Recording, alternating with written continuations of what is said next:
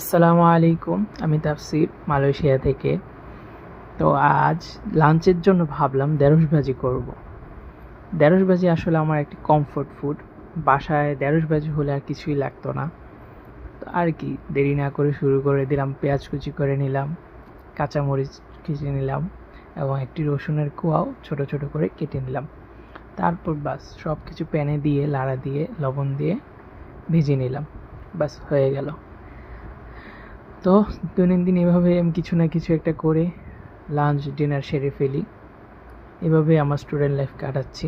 আর মাঝে মধ্যে বাইরে টুকিটাকি খাবার হয় এই। তবে বাইরের খাবার একটু বেশি এক্সপেন্সিভ মনে হয়, তাই বাসায় করার চেষ্টা করি always. Budget tight, that's Y.